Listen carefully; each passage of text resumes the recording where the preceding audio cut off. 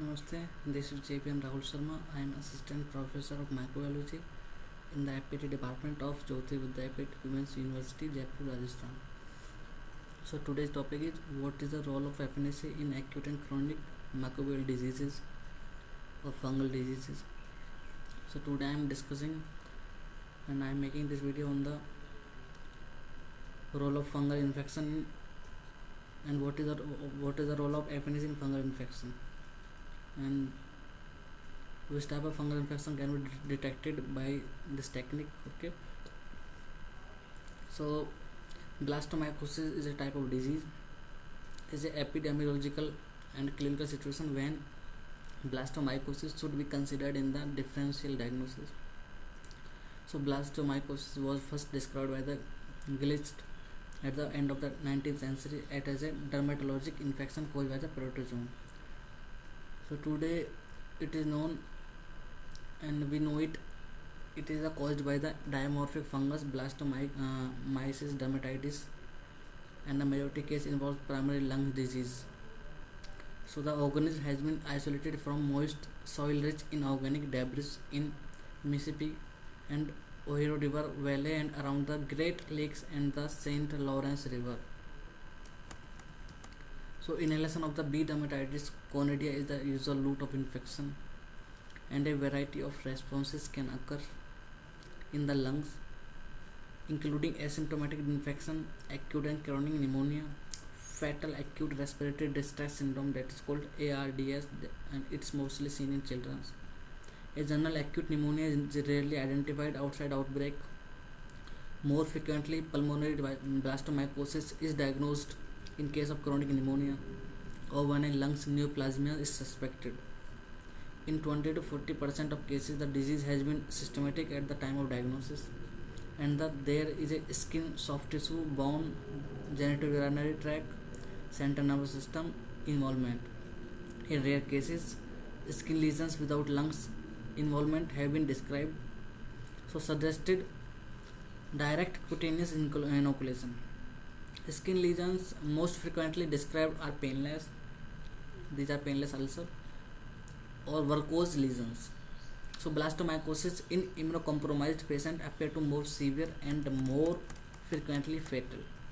It should be noted that in patient with CNS involvement, diabetes mellitus is more significant predisposing factors. So what are the morphological characteristics? So B. dermatitis in tissue appear as a yeast and measures around 8 to 15 micrometer in diameter, have thick refractile cell wall and may show a single broad-based bud. So yeast can be observed in variety of specimens including sputum, bronchoalveolar lavage, fine needle aspiration from the lungs, skin and other lesions, CSF and surgical resections. So basically, the few study has systematically compared the presence of broad-based budding yeast in histopathologic or cytologic specimen with culture or other diagnostic method like FNDC that would confirm the diagnosis of blastomycosis. So retrospective study of 53 patients in a study showed that cocoidosis and hematitis and Candida albicans aspergillus was recovered from 4 pathologic specimens and 10% demonstrating broad-based budding yeast in the direct histopathological examination under the FNAC. So early study of patients with blastomycosis commented that a high percentage of their culture were overgrown with Candida. This suggests that not all broad-based budding yeast in 8 to 15 diameter size range from blastomycosis. Another form is another species cryptococcus.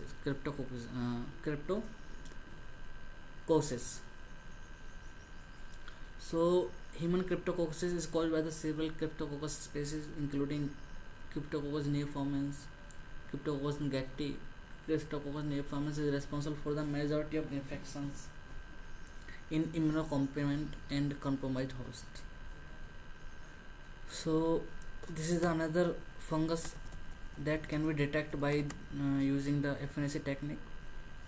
And FNAC technique is nowadays very advanced technique, and every clinician pathologist use this technique to detect the cancer, to detect the thyroid test, the thyroid disease, to detect the fungal infection, to detect the bacterial infection.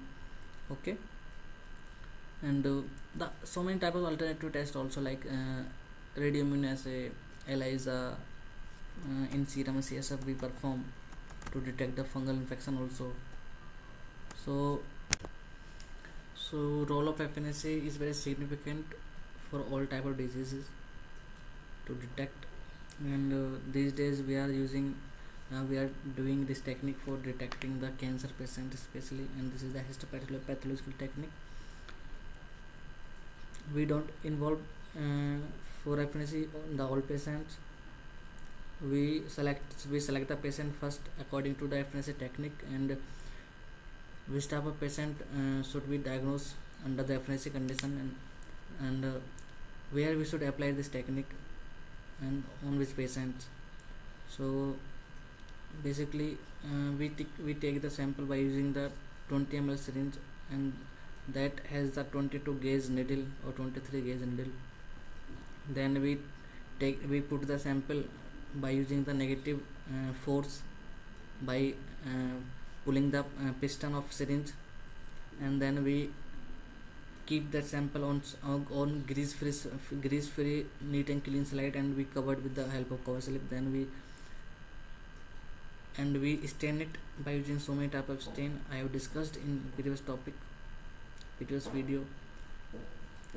And in some condition we also refer the slides to other diagnostic labs and other clinicians for more confirmation for significant reporting. So this is the FNAC test we do all to detect all type of carcinomas, thyroid tests, thyroid glands disease, and in some fungal infections also, and in some bacterial infection. So thank you so much for watching this video. I hope your concept is clear to you. If you have any problem from this topic, from this video, let me know, and if it will be possible, I will clear your all problem with the help of diagram in face-to-face class. Okay. So namaste, take care, be safe at home, and do care yourself and your family members. Thank you. Namaste all of you. This is Jevin Rahul Sharma. I am Assistant Professor of Microbiology in the Aptitude Department of Jyoti Vidyapeeth Women's University, Jaipur, Rajasthan. Today I am dispensing this video for BMLT secondary semester students. I have covered almost 90% of your syllabus. Today I am starting the blood bank topics. What are the principles? What are the storage methods? And what is the importance of blood bank? And what are the method of sampling? What are the phlebotomy procedure? Okay. So basically blood bank is a center where blood gathered as a result of blood donation. It is stored and preserved for later use in blood transfusion, and the term blood bank typically refers to a division of a hospital where the storage of blood product occurs and where proper testing is performed to reduce the risk of transfusion related adverse events. However, it sometimes referred to a collection center, and some hospitals and also perform collection. So blood banking includes tasks related to blood collection, processing, testing, separation and storage. So there are 5-step: collection, processing, testing, separation and storage. Okay. So types of blood transfusion or types of blood transfused.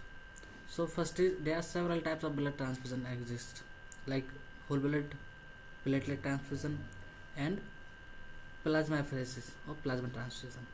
So blood test in which blood test means whole blood. Whole blood means there are all types of cell present there, and all types of proteins, and all types of organic and inorganics in plasma. So whole blood means plasma and cells. So which is blood transfused without separation. It is the intact blood we draw from the donor. So red cell or packed cell is transfused to patient with anemia or iron deficiency. It also helps to improve the oxygen saturation in blood. It can be stored at 1 to 6 degrees centigrade for 35 to 40 days with the additives or anticoagulants, okay, like CPDA, CPDA1, CPDA2, okay. So these additives increase the lifespan of the cells. In platelet transfusion is transfused to those who suffer from low platelet count, and platelet can be stored at room temperature for up to 5 to 7 days. So single donor platelet which have more platelet count, but it is bit expensive than the regular. So plasma transfusion is indicated to patients with liver failure, severe infection of serious burns. Fresh frozen plasma can be stored at very low temperature of -25 to up to 12 months. And the separation of plasma from a donor blood is called plasmapheresis. So I want to share some history of blood bank and how blood bank invented. Okay, so while the first blood transfusion were made directly from donor to receiver before coagulation, it was discovered that adding anticoagulants and refrigerating the blood, it was possible to store it for some days only. But nowadays we can store the blood for 45 days with the help of anticoagulant, with the help of the advanced techniques, with the help of advanced additives. So thus opening the way for development of blood banks.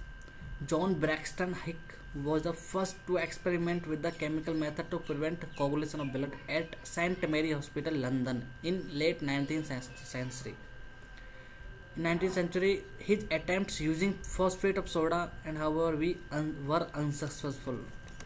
The first non-direct transfusion was performed on March 27th, 1914 by the Belgian Dr. Albert Hustin. Though this was a diluted solution of blood, and Argentine Dr. Luis Ajot used much less diluted solution in November of the same year. Both used sodium citrate as an anticoagulant. First World War. The First World War acted as the catalyst for the rapid development of blood banks and transfusion technique. So Canadian Lieutenant Lawrence Bruce Robertson was instrumental in the persuading the Royal Army Medical Camps or Medical Corporation to adopt the use of blood transfusion at the casualty clearing stations for the wounded. In October 1915, Robertson performed his first wartime transfusion with syringe to a patient suffering from multiple shrapnel wounds. He followed this up to 4 subsequent transfusions in the following month, and his success was reported to Sir Walter Morley Fletcher, director of the Medical Research Committee.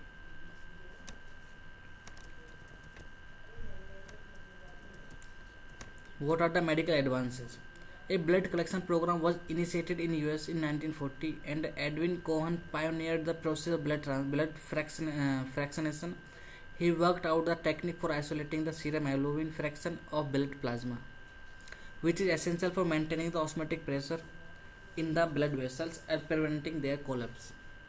So use of blood plasma as a substitute for whole blood for transfusion purposes was proposed as early in 1918. So in next video I will discuss about the processing and collection of the blood. Okay, and what are the principles of blood collection and what are the principles of blood banking. So basically the principle of blood banking is to save the people from harmful diseases, disorders in which they require the whole blood plasma platelet. So the basic principle or basic concept of blood banks is to save the people, to save the folks from dying, and this has been successful,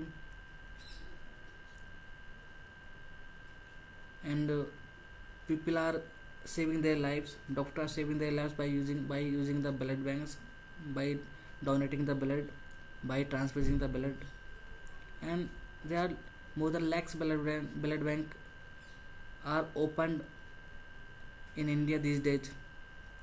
or throughout the world. So this is the very safe step was discovered by the doctors in 19th century, that we are able to save the people's life, but before that we were unable. And nowadays we have the advanced techniques, advanced machines in blood banks. We can detect the disease in a minute, within seconds, and we are saving the people. So thank you so much for watching this video. Please do care yourself and your family members. This is pandemic time. Everyone is confronting the coronavirus. Everyone is under the dismay of coronavirus. So be safe. And in next video I will discuss about the collection, processing and principle of the blood bank. Thank you so much for watching this video. Be safe at home.